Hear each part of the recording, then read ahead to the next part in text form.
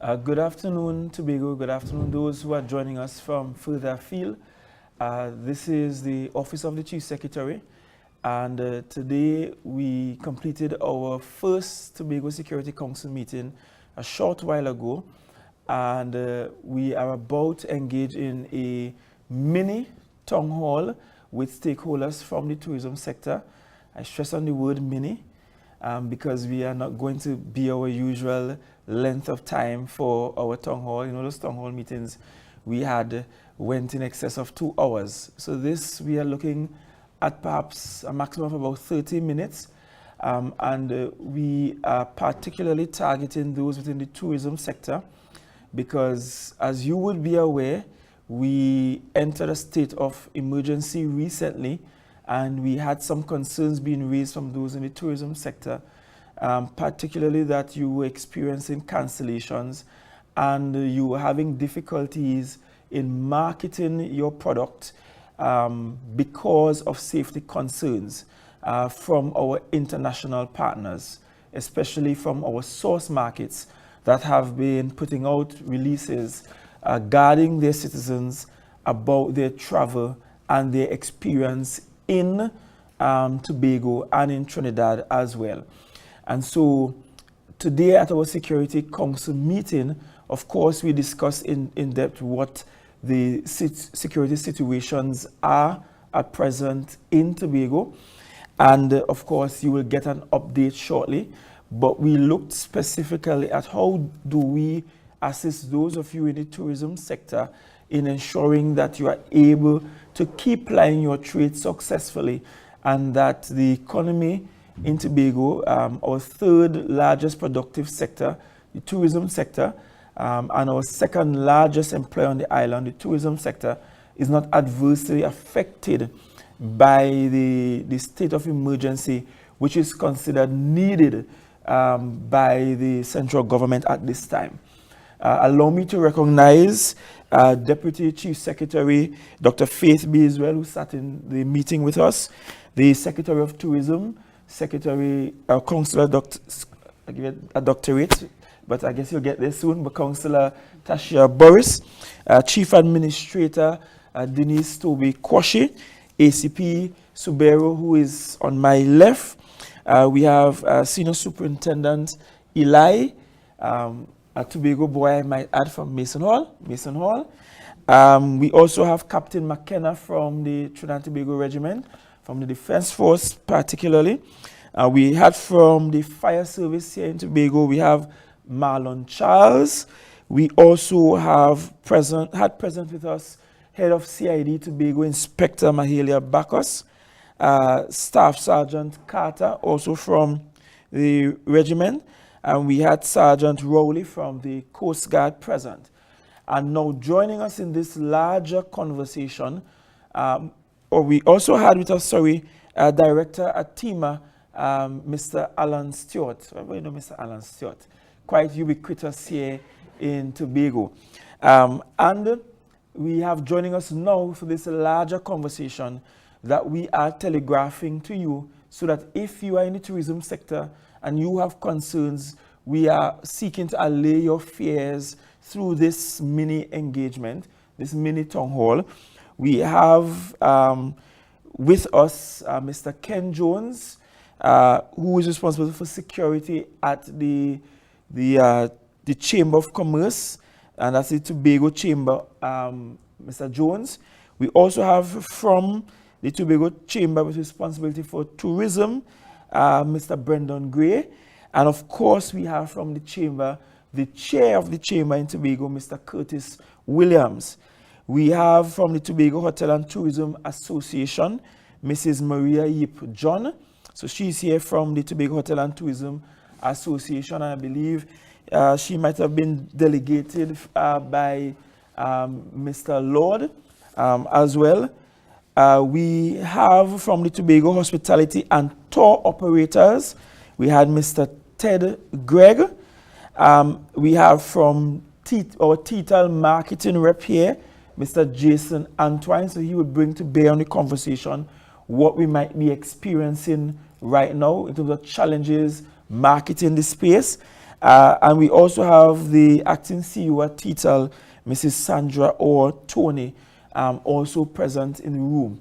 And what's going to happen is that we are going to field questions from you, the stakeholders, so that we can not just allay affairs by telling you have nothing to worry about, but so that we can actually give you real answers about some of the concerns that you have.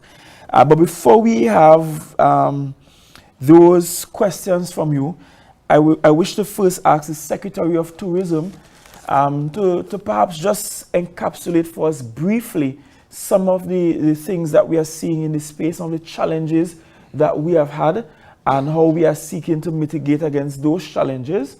After Secretary Boris, I'll ask Senior Superintendent Eli, on behalf of the TTPS, to more or less encapsulate how last year went. And I think we all know how last year went. We look at how last year went, look at where we're at, but more than that, to share with you some of the positive steps that the TTPS is taking to ensure that you are safe and that your visitors and your clients are safe. I want to be very clear from the jump that the Tobago House of Assembly, and by extension the national security apparatus that operates in Tobago, we are not putting measures in place just because we want the tourists to be safe. Let me be clear. This is about making all of us safe. Because when we are safe, you, the visitor, is safe. So in other words, when we are safe, you are safe. So the idea is we make the residents of Tobago feel safe and the property of the residents of Tobago secured. Once that happens, we are confident that our visitor within our gates are safe. So it's about making us safe. When we're safe, then you're going to be okay. Everybody going to be okay. And we're free to invite anybody in the space because we know we are safe. Right? When our children are safe, then our visitors are safe as well. So Secretary Boris, we hear from you first, briefly, and then we hear from Senior Superintendent Eli. Thank you, Chief Secretary, and good afternoon to all of our stakeholders. Thank you for accepting the invitation to have this conversation, a very important conversation at this time, because 2024 has been, what should I say, a challenging year for the tourism sector. We had the beginning of the year, we had that experience with the oil spill that took place, that took about 4 months to get that under control and clean up the shores, and the negative fallout that came from that. And then we went into the shark attack incident in April.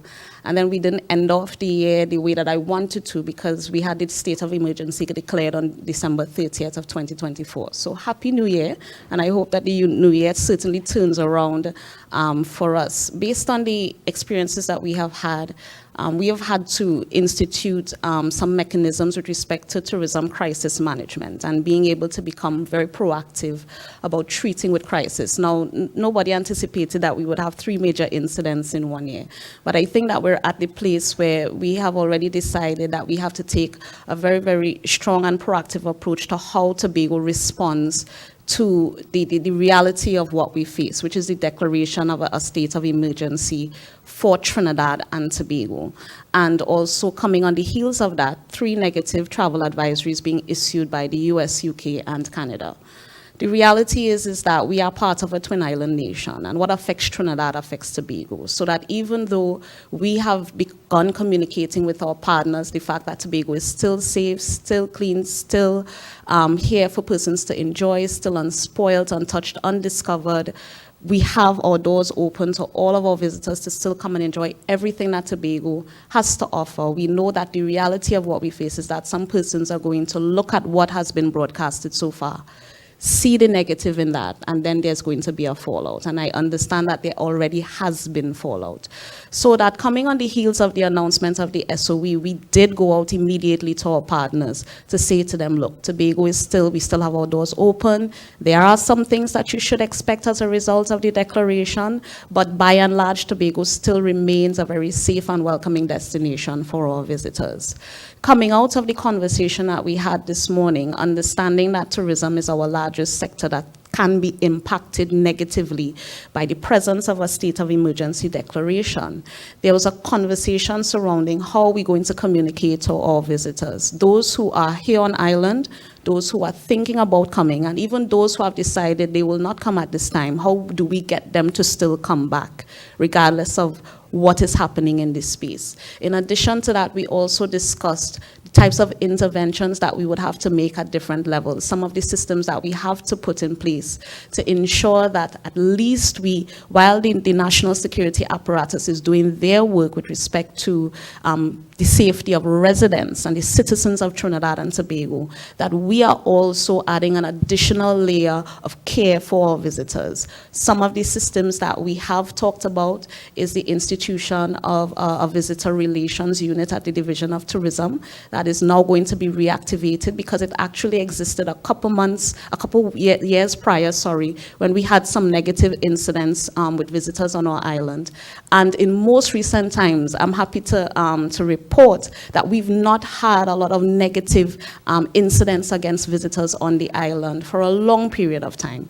But in light of what is taking place, we recognize that people would visit the destination, would have natural concerns, they would want to get information, they would want to know where they should go, where are the safe places to hang out, what kind of activities they could still participate in, and even if they want to report an incident, and it doesn't necessarily have to be an incident of crime only, but if they want to report some situation or they want to get some additional information about a matter, that we are now setting up this unit, and that's a mandate that has been given by the Chief Secretary for us to reinstitute this unit under the Division of Tourism, where we are going to pull all of our partners together, not just Division of Tourism personnel, but the tourism-oriented police, translators in this space, because we have a number of visitors who may not be English speaking as their first language, so we have to make sure that we have persons on standby who can translate if we need, persons who are attached to social services if there are any types of interventions needed on that side, different types of stakeholders to ensure that at any point in time, our visitors can come to the island and feel as if they're being taken care of, especially in light of what is taking place. Certainly ensuring that even the interactions that are taking place between officers and between members of the national security apparatus, people walk away feeling as if they have had a wholesome interaction. So we've discussed a number of those initiatives, but the purpose of this meeting is to also get from you, what is the reality of the situation? Are we seeing significant negative fallout in terms of the amount of cancellations? I've heard of a few, but this is an opportunity for us to get an idea of where we're truly at so that we can hammer home some of the things that we have to do. One, in terms of the negative advisories, certainly running some campaigns to keep Tobago front of mind. Two, beefing up some of our domestic marketing, because the reality is that Trinidad by numbers is our largest source market, and this might be the time for us to ensure that there's not too much negative fallout on the domestic side. So where we may get some on the international side, we can beef up our numbers on the domestic. And thirdly, this might be an opportunity for us to launch in some new markets who have expressed interest, and we have seen the numbers coming in from places like Venezuela, Puerto Rico via cruise, Guyana even. These are some of the markets that we are starting to look at in terms of these visitors already have relationships with Trinidad and Tobago. They always come in, it's very famous for cricket, they come in, the Venezuelans are here and whatnot. Let's see if we can continue to sell Tobago as a destination that they can come to. So even while we're managing the fallout from our mid and long haul destinations, that we're seeing where we can get some more visitors from shorter haul destinations. So I'll leave it at that, and we will continue the conversation. And we will see if together we can come up with some very proactive solutions to ensure that Tobago can thrive in the midst of another challenge. But I think challenge builds resilience, and I think we qualify for resilience awards by this time based on how many things that we have been going through together and surviving and thriving. Thank you very much, Secretary Boris. So as you are preparing your questions, because we want you to shoot straight and quickly, I asked Eli to just give us some perspectives from the TTPS side of things. Good afternoon, Chief Sec. Good afternoon, all persons present. I am Senior Superintendent Eli, in charge of the Tobago Policing Division. Now, 2024 has been a challenging year for the police in Tobago. We have been able to implement certain strategies during the course of the year that has led to results at the end of the year, which I am fairly pleased with. We saw some significant decline in the numbers of criminal activities on the island. We have had some measure of success in terms of the narcotic seizures and the firearm seizures on the island. I think I get a sense from the public that the public is feeling a lot safer now than they were at the beginning of 2024. And again, that is in part based on the strategies employed by us in collaboration with the Defense Force and other arms of security. As it relates specifically to tourism, we have a unit called the Tourism Oriented Policing Unit, captioned as TOPS, and they are a unit that is specifically assigned to deal with issues dealing with tourists. Whenever we have large amounts of tourists on the island, that unit is augmented by the regular police officers.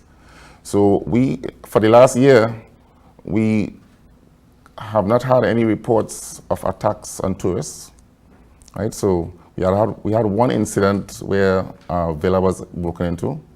That incident was treated with immediately. Perpetrators were arrested and charged and taken before the court. But beside that, we have had no reports of any attacks on any tourists on the island. And again, that is based on the strategies employed by the security forces on the island. So again, I am pleased with where we are. I am pleased with the direction that we are going. And I want to give you all the assurance that together, the national security apparatus on the island will continue to do what is necessary to keep crime and criminality under control and have your tourists feel safe when they are in Tobago. Thank you very much, Mr. Eli. So we will field your questions. I will chair this question and answer segment. I ask that we keep our questions focused on the Tobago space, on how we are managing the security issues in Tobago, what challenges you may or may not have within your sector, especially as it's tourism related. But I can't stress enough that we're not just doing this because we care about our visitors. We care about our residents more than anything else. And so we're doing this first and foremost for our residents, ensuring that you are safe. Because when all are we safe, anybody that come here gonna be safe. That has to be the underpinning of what we do. The Tobago model of tourism is about inviting the visitor to come to Tobago and live like a Tobagonian, to come here and to be what we are and live what we are and enjoy what we are. And so what we want to ensure is that what we are, safe, peaceful bunch of people. And so wherever you are in the world, coming to Tobago is indeed a safe, peaceful option for you. That is the philosophical underpinnings.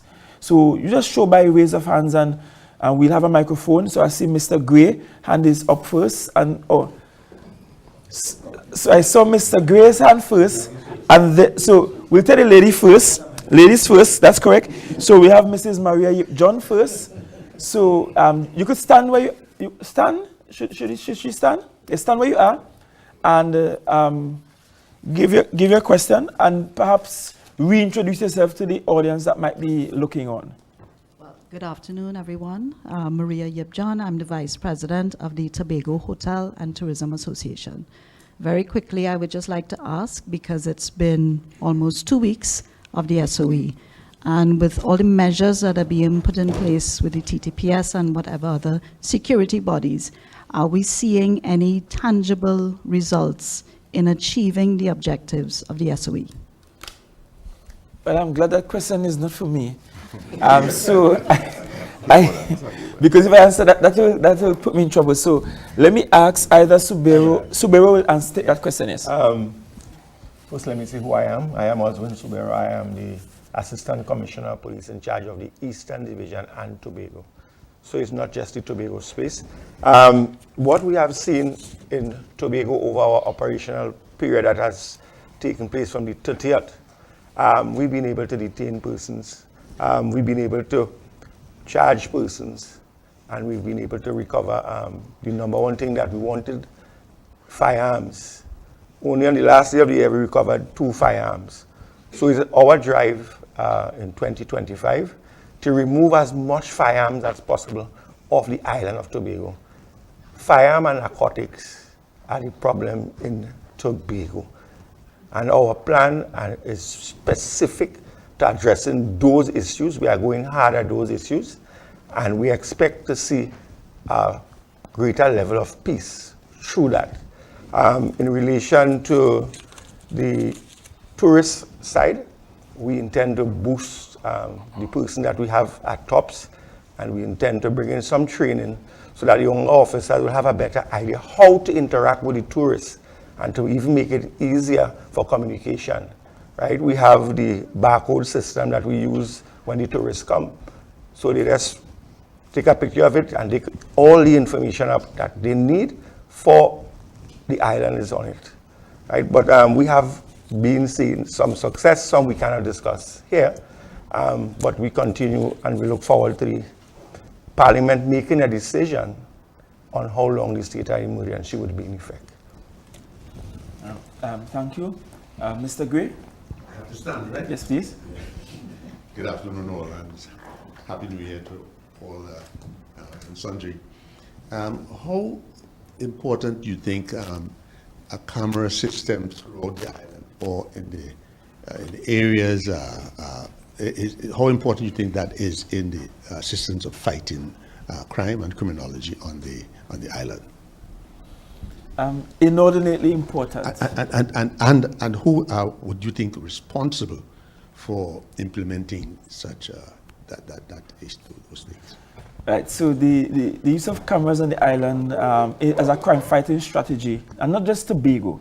Any jurisdiction you go to, they depend on camera technology to be able to keep crime under control. In fact, in some jurisdictions you go to, they have smart cities and smart communities where the minute you walk through a train station, the airport, you have facial recognition technology, the use of AI and other mechanisms. Drone technology is another one being utilized. And so Trinidad and Tobago may be a little behind the rest of the world in that regard. So it's extremely important. So that answers your first question. And can in fact be a tool or an asset in crime fighting here on Island and Tobago and in Trinidad and Tobago. The question of whose responsibility it is to implement those, well, it's twofold. The 6th schedule under which we operate says that national security is a sole function of the central government. So it's not in my purview or the THA's purview where national security is concerned. So if we're talking about camera systems strictly to be utilized by the TTPS, the regiment, or the national security apparatus, by law, that responsibility for installation, maintenance, upkeep, and monitoring lies with the Ministry of National Security or whomsoever the cabinet of the day delegates such responsibility to. That's where the responsibility lies. Can the THA have any input where cameras are concerned? Yes, the THA can. It just won't be directly in national security. We do have some systems that we are implementing through TIMA as part of our preparation for emergency response, because in Tobago emergency response, we are prepared for anything from hurricane, earthquake, oil spill, tsunami, shark attack, terrorist activity, you name it. TIMA is being prepared for it, because our best response for an emergency is to be prepared. And so as part of that preparation, the THA is embarking on a policy whereby our public safety and security mechanism and department, as pitched 2 budgets ago, two budget proposals ago, that is being built out under TEMA as we speak.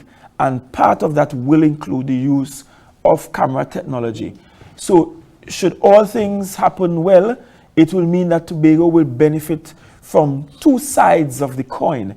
From national security, the ministry and the cabinet and the parliament will supply. That provides a layer of safety and security. And from the Tobago House of Assembly perspective, through TEMA, we provide an additional layer. So you can look at the Tobagonian in the not so distant future, having at his or her disposal access to that kind of technology, being part of their day-to-day security operations. But to come back to your first question, it is a critical component in crime fighting. And I think if you ask Eli or Subaru or any attorney, where they will point at though is whether or not we have the requisite legislation updated to be able to utilize the camera footage in the most efficient way in our court system. I am not a lawyer. I don't think we have a lawyer in-house at the moment, but from my last checks, even to go to court with the camera system, it still requires having human beings there to testify and certain corroborating evidence. So we need to probably update our laws to meet with the times, but outside of that, yes, it's absolutely critical a feature. And you, in your industry, not to belabor the point, you have cameras at all of your properties, not so? Nobody's building an Airbnb now, much less a hotel, without having camera systems there. I want you to be prepared at a moment's notice to provide the TTPS and or responsible agency with the footage. I hope that when we are trying to solve crimes, that you are not telling them, go get a warrant and come back, right? When you know to yourself that something might have happened on your property, or someone might have stayed at your property that was complicit in crime. And so your patriotism should kick in to the point where the TTPS comes. They're not coming by you to find out who come by a hotel with a wife or a husband that not theirs. That's not what they're coming for, right? So when they come by you and come by your property, it's because they're coming as part of an investigation for something serious. So your patriotism should kick in, that you're not even waiting on them to go and get a warrant to come back, that you are assisting them in their investigation, because the core of safety and security has to be community.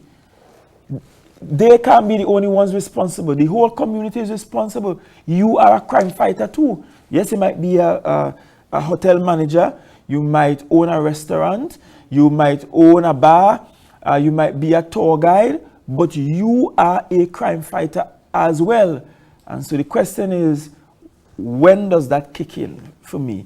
And how do I contribute to the crime fighting effort? So I'm glad you asked the question, Mr. Gray, because you, with all your fancy cameras protecting your property, can be assets to the crime fighting. And I want you to willingly participate and work along with the TTPS. Yes.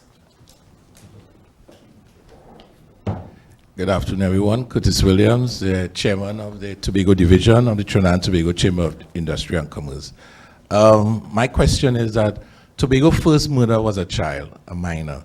And Chief, I want to know how you feel about that, because we at the business community, we didn't feel comfortable about that at all. And I want the police to tell me how they feel about it as well, too. Thank you. Let me allow the police to go first.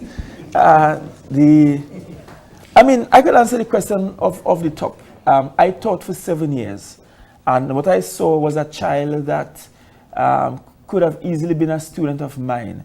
The age she was at, 5th form student, he should be preparing for examination, whole life in front of him, potential not yet birthed. So that's just all just killed in a moment, shut down. Stifled, never to be had again. and Tobago stand to lose, because we lose part of our future productive sector. And so you could never feel well.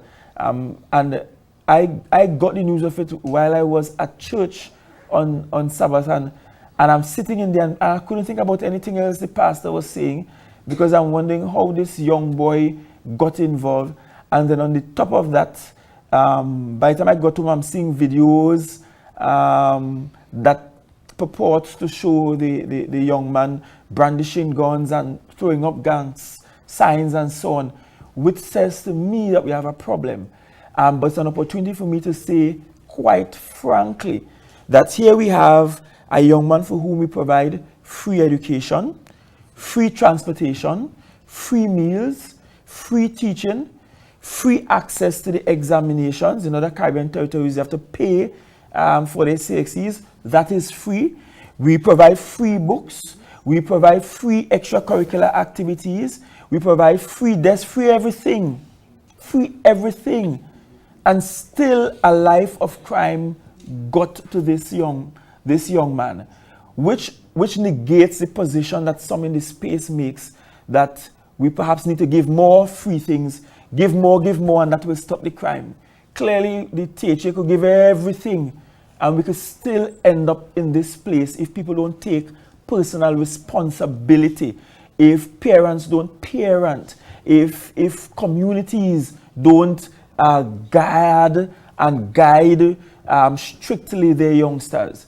And so it speaks to the fact that all of us have failed, that we can end up with so many young people. But let me allow Eli to perhaps talk about whether or not we are seeing younger people involved, what ages we are looking at, and perhaps what are some of the mechanisms to treat with that.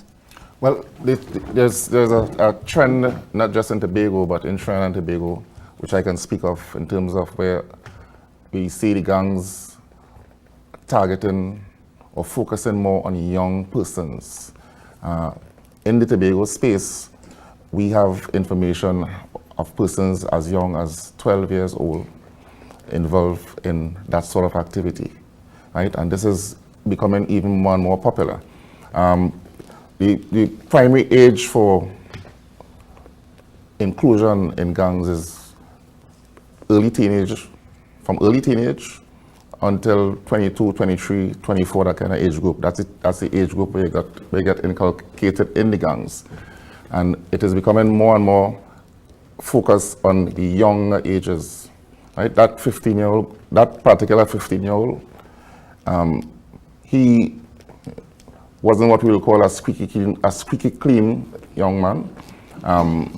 He would have been involved in certain activities.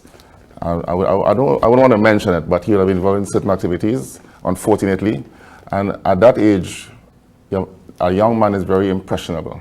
So you imagine you take a firearm and place it in the hands of a young, impressionable guy who may not be thinking the way he should be thinking, and that creates a certain sense of false power in that young guy, right? And this is why the gangs are focusing on persons of that age group, right? Because they are very impressionable, right? And they can be easily misled.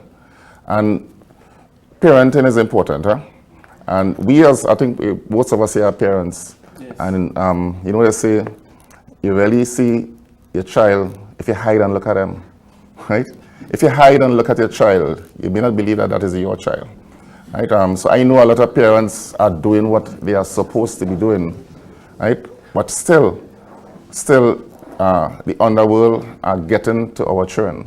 So we as parents and we as adults, we need to do a little bit more. We need to do something more, because obviously what we're doing is not enough. And we don't need to just focus on our own children. We need to focus on the neighbor's children, the children of the village, right? Focus back on the days when it takes a village to raise a child, right? And we need to look out for each other's children, because like I say, you only see your child in its true flight if you hide and look at them. You will be surprised to know that is your child. Yeah? So again, at my closing, I'm saying that the age groups the age are lower age groups are being targeted for inclusion in these activities. and it's a serious concern for the police, right? So we, in Tobago, we have the community policing unit, right, that are focused heavily on the schools, right? And each school in Tobago, an officer is assigned to each school in Tobago to treat with issues like that. But yet, it's still not enough, right? So again, we're asking you to do what you can to assist us. So we'll assist each other, basically. Yes. Mr. Ted Sunshine himself. Thank you. Now, prior to coming, good afternoon. Prior to coming here, it's as though you were on a fly on the wall. We had a similar kind of conversation amongst ourselves in this room. Ted Sunshine, as the secretary says, the president of the Tobago Hospitality and Tour Operators Association. My company as well represents quite a number of international tour operators and visitors to Tobago. My contribution basically is more of a comment, or contribution rather, as opposed to a question, and just to give a little update as to where we are now. I have been communicating, and let me just say, first of all, I want to commend the secretary. I'm not just saying that now because of this situation. I want to commend the secretary because from the moment the SOE went out, we have a tourism stakeholder group, communication group, and we have been communicating with respect to Tobago's position to alert or to update our operators, and I have been doing that thus far. And the SOE, when it was announced, the initial concern was the timing made by the operators. The timing, it was made in the height of the booking season, where a number of persons were actually booking the vacation to Tobago and the Caribbean and so on. And we have seen initially some cancellations, but I'm happy to tell you that that has changed thus far, and we're seeing quite a number of bookings are now coming in. Sorry? I think what was said to us is that when SOEs or news like this are sent out, at the point in time, if somebody doesn't catch it whilst looking at the news, it is not newsworthy to stay in the news for that lengthy period of time. And so for persons who may go specifically looking for what is happening in a destination, they would not see it again. So this is what has been updated to us. And I'm happy to say that the bookings are returning. I think what we are doing now on the island, and I must commend the tops, and we need to see a little bit more vigilance where that is concerned. What is happening amidst the challenges that we have now on the island with the SOE is the 5-star experience that we give to our existing visitors. So yes, we're going to have some situations with roadblocks, we have not experienced that much, but is the continuous 5-star experience amidst the challenges that we give to our visitors now as we speak. The service, the warm smile, and those kind of things. This is what they're happy with now as we speak on the destination. So yes, I can happily tell you that the initial concerns, we had some cancellations, but that has changed thus far, and we're seeing a number or an increase in our bookings coming in. Going forward, though, is after the end of the SOE. What happens then? That would be the concern, to see exactly how the security apparatus is going to treat with, should in case this uptick in violence continue. So this is where the concern is with respect to the operators going forward. They're asking this question. All right, so this is my contribution. Thank you very much. To your second question, a large part of the response to that will come from the cabinet, because the SUE is really a cabinet-driven policy. So the question of what happens post the SOE policy-wise and the direction the national security apparatus should take really and truly will come out of the central government as a matter of policy. To your first point, however, the issue of, we'll be happy to hear that we're getting a turnaround and that the bookings are returning. because I guess people are getting to realize that there aren't any curfews and that it's not as bad as they initially thought, or as the sensational headlines were. So we're happy for that. But in terms of, you spoke about the interaction with the visitors and the tourism-oriented police and the unit. I will want Eli Suberu to tell us what are some of the mechanisms you put in place, especially when we have like a cruise ship in town and that kind of thing. Yes, you spoke about the fact that we have not had any incidents at all last year on a single visitor. But what are some of the extra efforts you put in place in and out of the SOE to ensure that the visitor to our shores, they are safe and that they have safe interactions on island? Right. So there are several destinations across Tobago that are frequently visited by the tourists. And we are aware of those destinations. We are aware as to when there's an increased number of tourists on the island. We are aware of where the tours are going and when they are going. And we make use of that information to ensure that the security arrangements in those areas are adequate. Right? Additionally, we have the TOPS unit that you mentioned.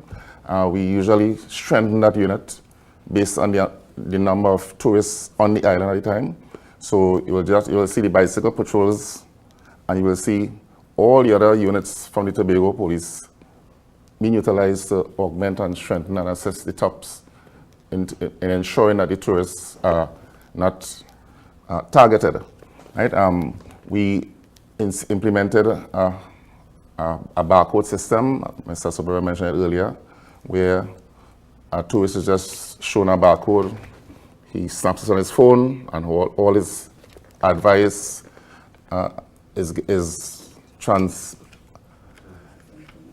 all information is transferred to his phone, right? So he has easy access. Anywhere he goes, just open your phone and you can see all the telephone numbers for the stations and all the other advice that we think might be necessary to ensure their safety, right? So I think we are on top of that aspect of security as it relates to tourists, right? And so we will continue along that path. Thank you very much. Any other question? We've seen Acting CEO, Tital. Okay, good afternoon, everyone. Good afternoon. Sandra O'Tony.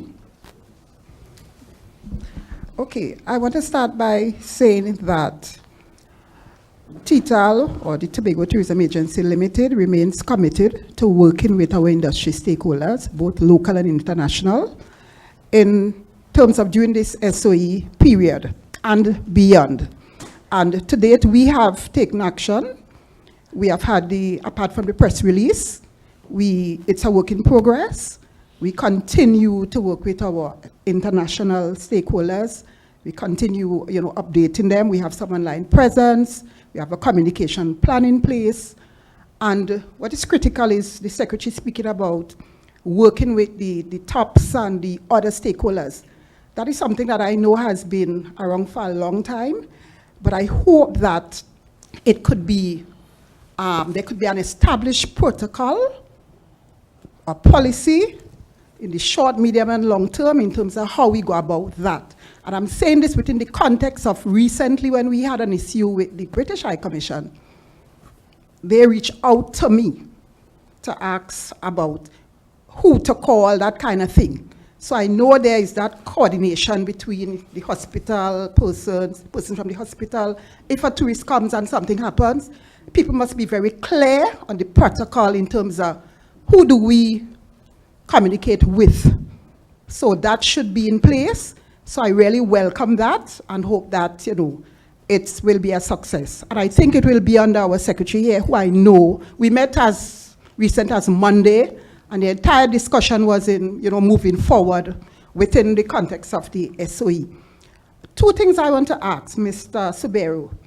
You spoke about two of the main issues or incidences about drugs and firearms. So I am concerned now about our ports of entry. Has security been beefed up at our ports of entry in terms of the airport? I'm hoping to see the airport security people here and the Port Authority in terms of scanners has always been a problem. Are those things in place? Because they have to come in somewhere. Well, apart from the other illegal routes, you know where that is, in the sea and so forth. I have to be very careful. So I want to know that. And to the Chief Secretary, I would like to know what is the status of the Tobago Police. That police unit was supposed to strengthen the police services and our response to crime and security on this island. And that has been a conversation that has been around for years. What is the status of that? And I will rest for now. Thank you. Because I have so much to say. Right. Thank you very much. Thank you very much, Mrs. Tony. So we'll start with the question to you about what's the security like at our legal ports of entry. And when you through, I might be able to give some updates based on the conversations I have had about that. But I'll allow you to go first. We do have here in the audience as well from the Coast Guard, Sergeant Rowley. So Sergeant Rowley, after I hear from Eli, I would want you to probably share with us how you all are managing the marine space that encircles the island of Tobago. I mean, we are island, which means we are surrounded by water, right? So the Coast Guard will be critical, and then I'll come in on the back end. Okay, I will answer the question. I cannot speak for the Port Authority or the Airport Authority, but we have increased our operations both in Trinidad and in Tobago by having exercises on the port. Right? I too have participated in the exercises, so we do it at both ends. We have also increased our view of the persons who travel back and forth. So we have improved the staff that we had looking at that previously. So we would continue to do our part by looking for it, but reference to the airport and the port security, I can't speak for them. All right, so let me hear from Sergeant Rowley. Well, at this time we have a vessel, 010, and right now it's doing patrol, right? To and from, like from Scarborough to Pigeon Point to Mount Irvin and to Boku. And right now, so far, the patrol has been good. And we're doing some inter-patrol with police and army throughout the villages like Charlesville, Plymouth, and Scarborough. And so far, the patrol has been good, and the public has been happy to see the faces around Scarborough and all over the villages. And right now, Carnival is coming up, and I know they want to beef up with the security. So I know that the Army and Coast Guard be working hand in hand. And I'm glad you mentioned that, because it's an opportunity to bring McKenna Captain McKenna into the conversation.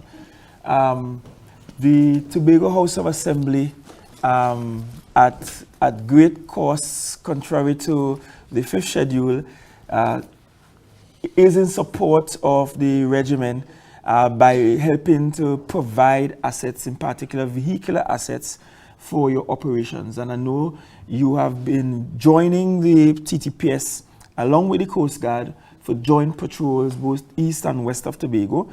But also that now during the state of emergency, you now also have powers of arrest that you won't have on an ordinary day. So perhaps share with the stakeholders how that is going, how the patrols are going, and how you are going to even increase your presence around the island. Right. Good afternoon all. So under the state of emergency, the regiment would have given the powers of arrest, right?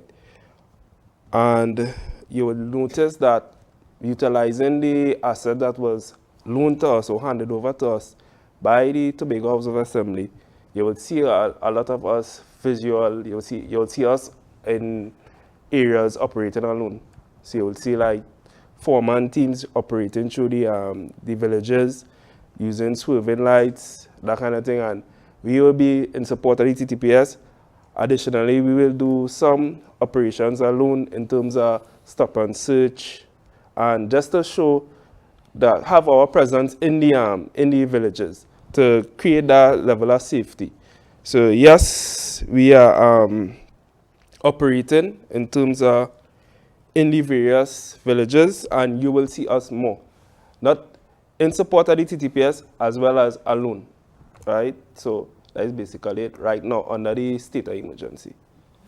And to answer your question, your final question, Mrs. Tony, well, two parts. One, the last meeting I had with Minister Hines at the waterfront last year.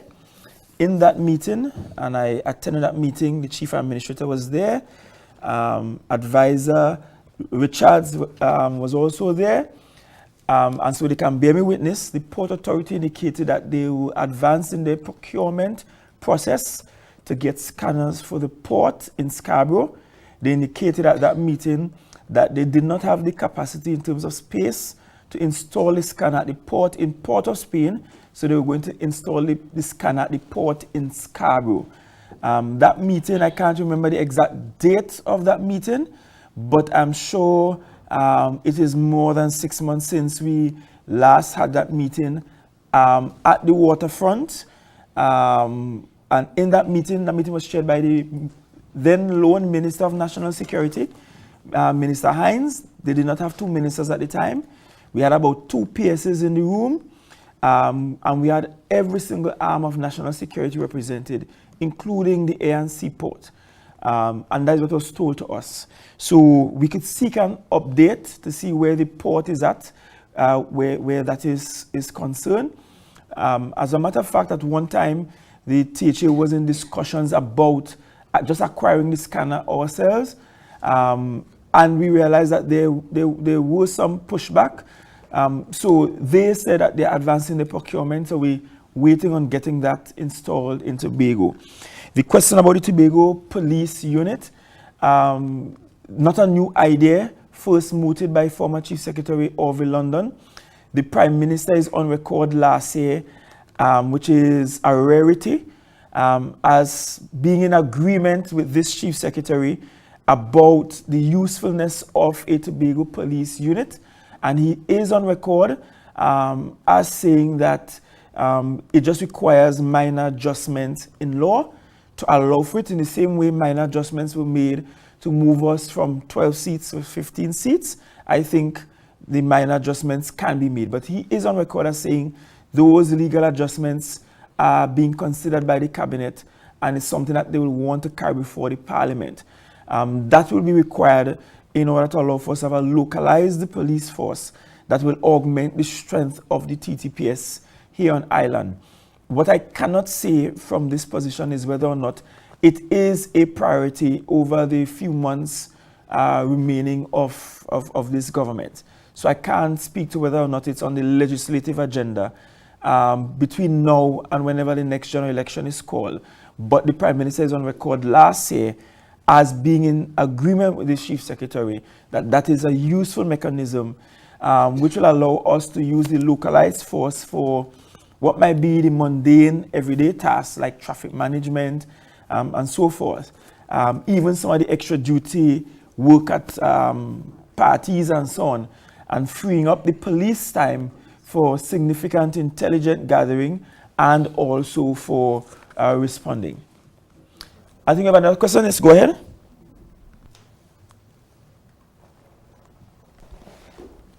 It's not really a question, but I think I should have mentioned, because I and all keep talking about SOE and SOE.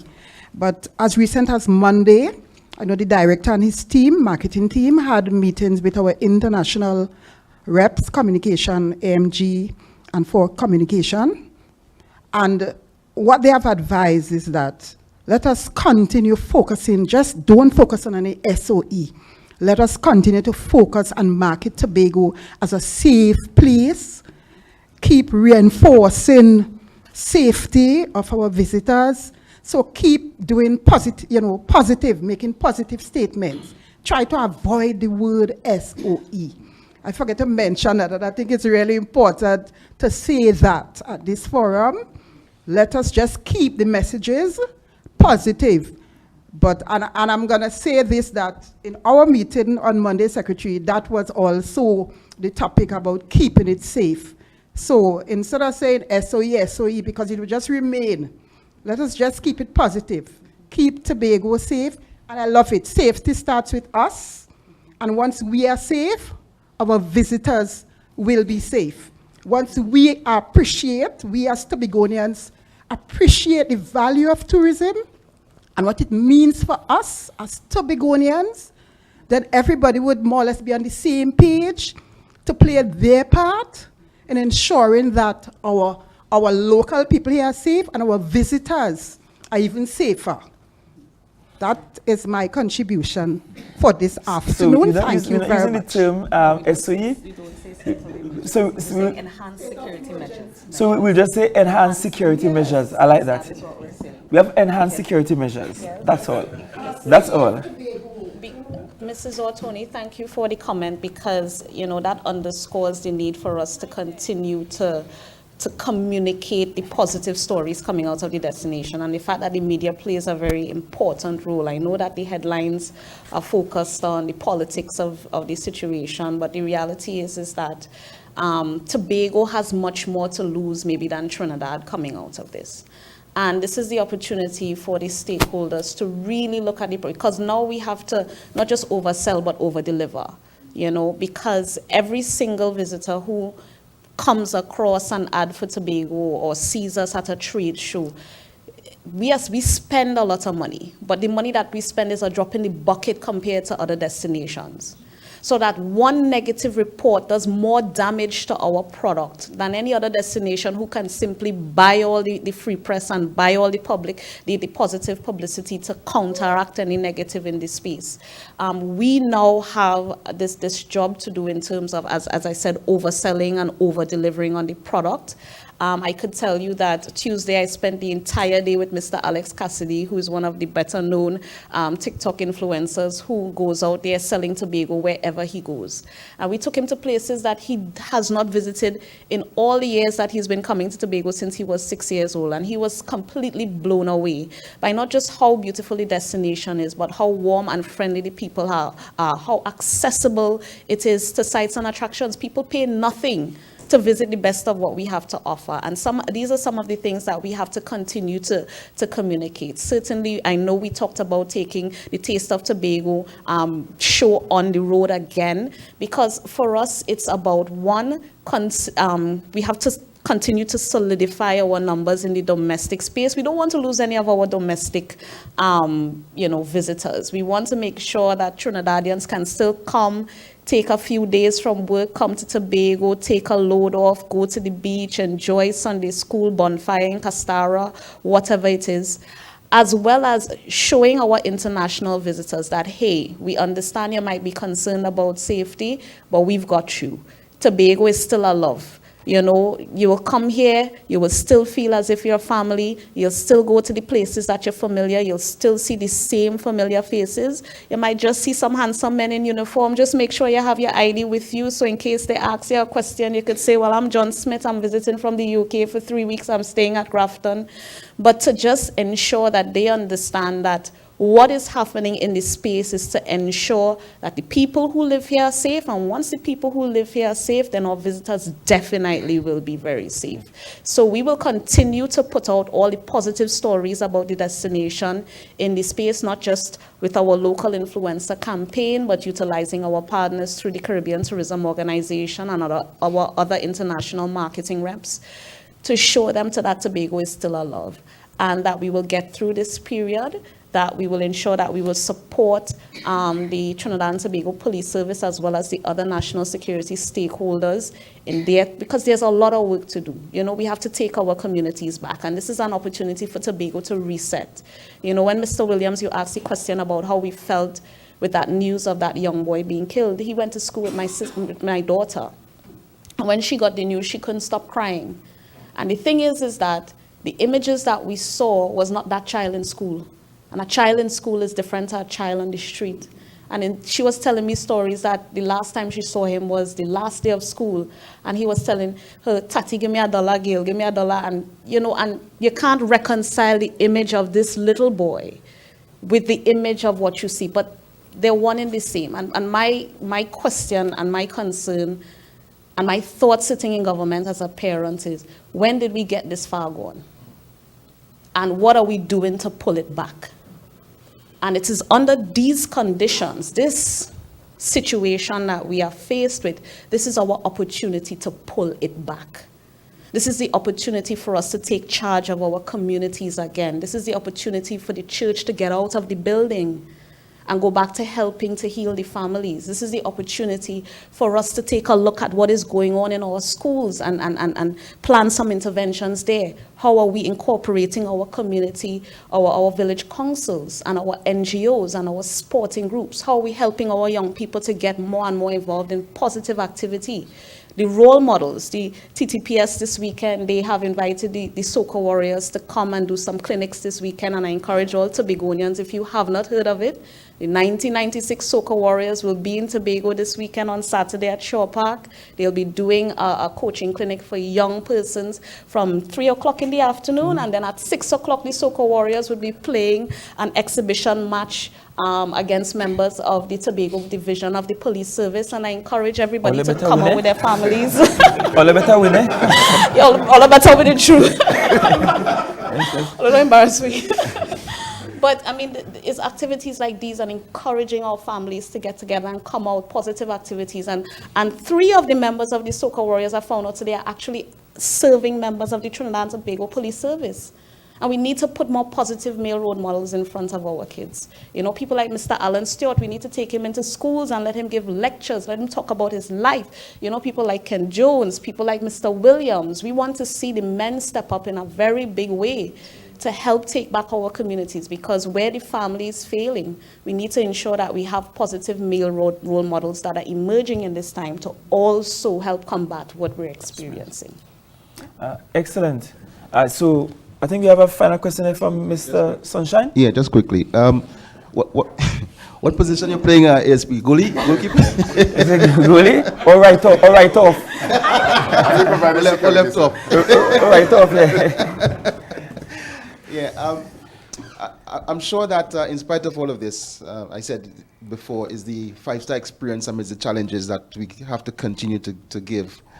I know we spoke about this SOE is targeting or to bring some semblance of order back into the community with respect to the activities, gang activities. But in terms specific to tourism, there are areas where people go and socialize, for example, the Sunday school in Buku, and the western end where we have on the weekend. In fact, during the week now, I think you have a lot of the Jade Monkey and, you know, that area down there. We have a lot of visitors will tend to go and socialize and so on. I'm not sure if you already took into consideration increasing just the presence of officers in those 2 specific areas where we have a lot of visitors will tend to go out and enjoy the nightlife, just to ensure that that safety continues. And like, should I use the term, the enhanced security measures? Yes. Yes. All right, which we'll have to table now as one of our watchwords or whatever it is, right? So just those 2 areas, if you took into consideration to enhance the presence of the security. Yes, and not just those 2 areas, but all areas where we identify as being utilized by persons for socializing. Thank you. So the entire strip down in Crown Point, Pleasant Prospect area, Pigeon Point, Beach, Castara up in the north, Charlottesville all up in the northeast, and so on and so on. Just some updates. So we have some updates in real time about the scanner. So that meeting was held in April last year. They have in fact procured 2 Buster K10G density scanners. This is for vehicles as well. They are for Tobago. They're not currently in use, as 50 officers are still to be trained. So they have the scanners, They're not currently being used. They just have to train 50 officers, and then they'll be able to utilize it. But they have, in fact, procured the 2 Buster K10G density scanners, which are to be used for vehicles as well. They have the scanners. They just have to do the training component, and then they could do the implementation. And that certainly will bring an additional layer of security. Because I know you hate it when you're coming off the port and you see the police there with their dogs and they're going through every vehicle one by one. It slows the thing down. With the use of the scanner, it means that the scanner could be used as a first measure, and then you could extract the suspicious ones, and then you do an even more detailed search so that it's efficient at the same time. So I did say that this is a mini town hall, and I'm not trying to replicate what we do in the community in terms of time. I'm sure we are well beyond the 30 minutes I anticipated. But the note we should end on came out of something Secretary Boris said, when she said Tobago is still alive. At the end of the day, Tobago is still alive. What makes us beyond ordinary is that we are still alive. You can't go to many destinations in the world and find love being so ubiquitous that you could almost slice it.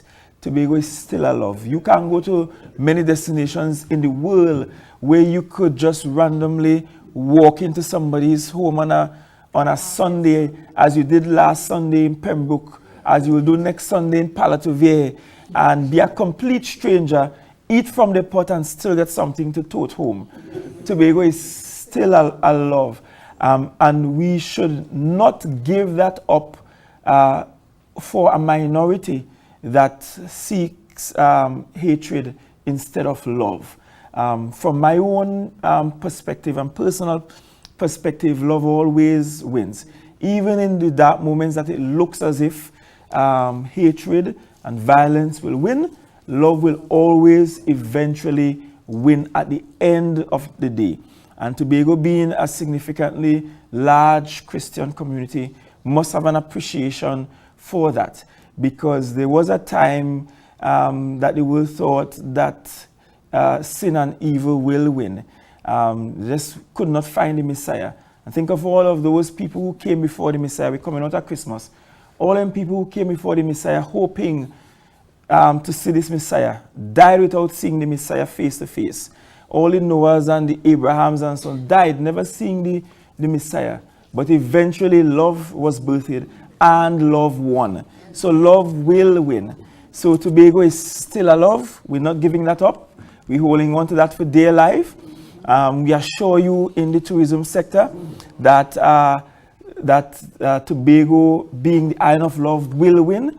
That we will continue on the trajectory for growth, because we have been seeing growth in our numbers year on year, every year, and we expect this year to be larger than last year and the previous years post-COVID. So we expect that to happen, and we have to stick to it. You are very much a part of the crime fighting initiative. I want to express gratitude to the members of the national security apparatus. And you know, I am always first in line to be critical when that is needed, but I also want to be first in line to express gratitude as is needed. So ACP Subero, Senior Superintendent Eli, I can say that we have seen significant improvements since your commissioning on this island. So clearly the change in leadership has worked well for us. I want to also, Sergeant Rowley, not just to you, but also to Naval Lieutenant Valentine, express our gratitude, because you have worked diligently with us. Captain McKenna, I think we may have to beg the COO to keep you in Tobago, because you all have been there with us through Hurricane Beryl. You were there, oil spill, you were there, shark attack, you were there, and you're here with us on the crime fighting initiatives and working. I'm sure your men are happy to leave Camp Signal Hill and be out in the field and be active and to be mobile with the assets that the THA is assisting with. So we express gratitude there as well. Of course, Marlon Charles, please express our gratitude to the Trinidad and Tobago Fire Service. I know we still have as outstanding getting you guys back to Scarborough from where you are in Canby. And perhaps that's something we could have further discussions on and see how we could push you in that direction. As well as I know there has been an intent to have some sort of substation going north. So those two projects that I know we have to work on. But we thank you, notwithstanding the limited assets you all have. I'm seeing on videos your men falling out of fire trucks and so on. But notwithstanding, you all continue to work and push. And of course, to you, the remaining stakeholders, we must say thanks. The Chamber of Commerce, we have the Hotel and Tourism Association, the Hospitality and Tour Operations, TTAL, and we have both Mrs. Tony and Mr. Antoine here. Thank you for your efforts. Chief Administrator and your staff, including Director Stewart, Ms. Degazor, thank you very much for your efforts. Advisor Richards, many perhaps don't know that you were formerly a member of the TTPS and that Mr. Eli here is your batch. So you should be playing football on Sunday, on Saturday. And maybe if you were still there, you might have been wearing khaki too. You never know, right? Or maybe you could be throwing your hat in the ring for Commissioner of Police. We don't know, but we thank you for your efforts. And we also had with us today Sergeant Carter. Carter, I think I'm meeting you for the first time, but quite pointed in our earlier discussion. So thank you all, and those who viewed of course, thank you, Secretary Boris. Dr. B as well, thank you as well, Deputy Chief Secretary, for your efforts. And for those who joined us live for the conversation and the stakeholders, you heard from the security apparatus on the island. You heard the questions that were asked. You got some clarity on some of the issues. You know the direction that we are going security-wise and the impact it can have on your sector in tourism. And we are looking forward to continue partnering with you. So until the next time we have a conversation, Tobago is still alive. Have a good afternoon.